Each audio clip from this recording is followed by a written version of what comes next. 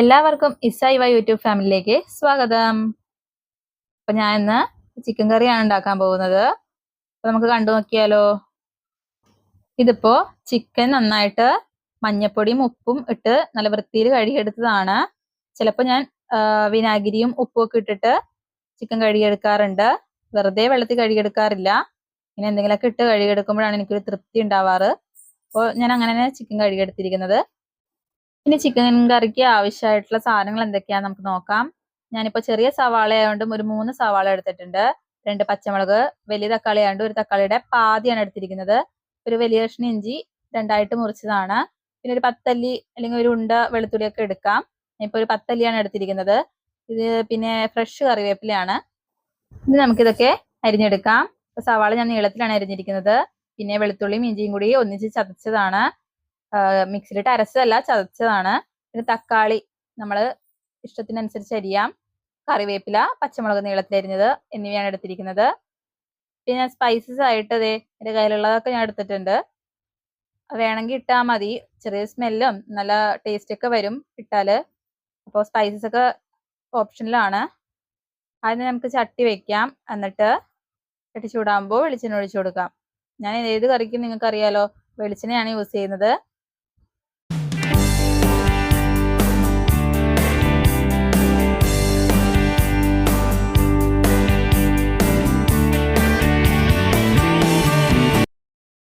വെളിച്ചെണ്ണ ചൂടായി കഴിയുമ്പോൾ നമുക്ക് സ്പൈസസ് ഒക്കെ ഇട്ട് കൊടുക്കാം. സ്പൈസസ് ഒക്കെ ഒന്ന് മൂത്ത് വരുമ്പോഴത്തേക്ക് നമുക്ക് നമ്മൾ അരിഞ്ഞു വെച്ചിരിക്കുന്ന സാധനങ്ങൾ ഇട്ട് കൊടുക്കാം. ഏതൊക്കെയായിരുന്നു? സവാള, വെളുത്തുള്ളി, ഇഞ്ചി, കറിവേപ്പില, പച്ചമുളക്. എരിവിനനുസരിച്ച് നിങ്ങൾക്ക് പച്ചമുളകിന്റെ എണ്ണം കൂട്ടാം കുറക്കാം.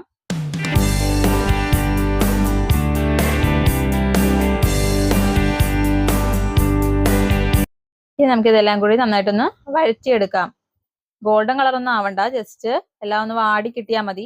സവാളയുടെയും വെളുത്തുള്ളി ഇഞ്ചിയുടെ ഒക്കെ പച്ച ചുവ ഒന്ന് മാറി കിട്ടിയാൽ മതി. നന്നായിട്ടൊന്ന് വഴറ്റിയെടുക്കാം.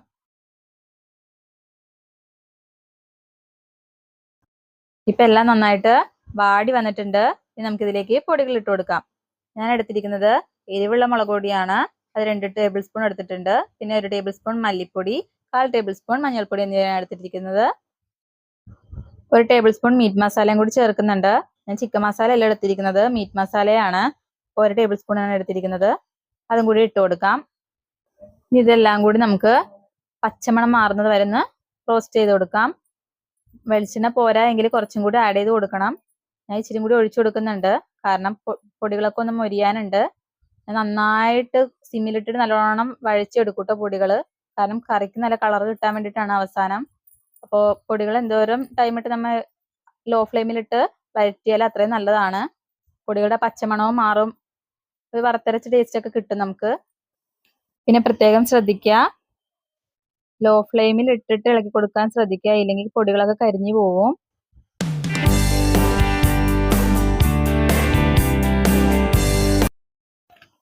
ഇത് കണ്ടോ, ഇപ്പൊ എനിക്ക് കറക്റ്റ് പാകമായിട്ടുണ്ട്.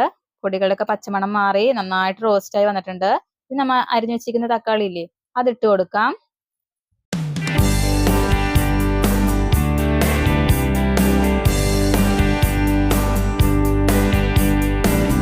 ഇനി നമുക്ക് തക്കാളിയുടെ പച്ചച്ചുവയൊക്കെ മാറുന്നത് വരെ എല്ലാം കൂടി ഒന്ന് മിക്സ് ചെയ്തിട്ട് അടച്ചു വെച്ച് ലോ ഫ്ലെയിമിലിട്ടൊന്ന് തക്കാളി വേകുന്നത് വരെ വെയിറ്റ് ചെയ്യാം.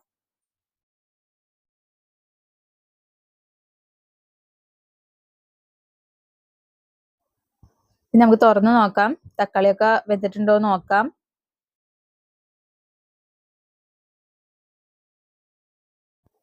ഇനി നമുക്ക് നന്നായിട്ട് തക്കാളിയൊക്കെ ഒന്ന് ഉടച്ചു കൊടുക്കാം.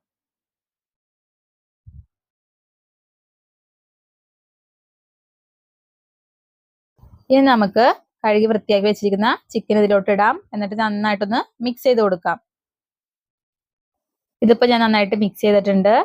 ഇനി നമുക്ക് ഇതിലേക്ക് ചൂടാറിയ വെള്ളമോ അല്ലെങ്കിൽ ചെറു ചൂടോടുള്ള വെള്ളമോ ഒഴിച്ചു കൊടുക്കാം. വെറുതെ കുറെ വെള്ളം ഒഴിച്ച് കളയരുത്, കാരണം ചിക്കനിൽ നിന്നൊക്കെ വെള്ളം ഇറങ്ങും. അപ്പോൾ കഷ്ടി ഒരു ഗ്ലാസ് വെള്ളമൊക്കെ ഒഴിച്ചാൽ മതി. അടച്ചു വെച്ച് വേവിക്കുമ്പോൾ നന്നായിട്ട് ചിക്കനിൽ നിന്ന് വെള്ളം ഇറങ്ങും. ഓവർ വെള്ളമായി പോവും, ചാറായി പോവും.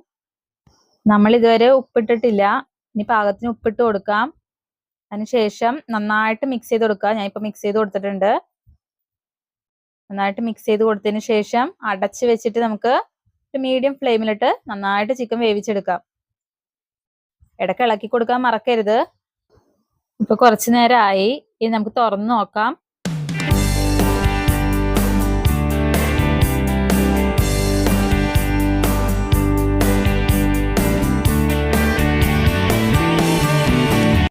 കണ്ടോ, ഇപ്പോ നല്ലോണം എണ്ണയൊക്കെ തെളിഞ്ഞു വന്നിട്ടുണ്ട്.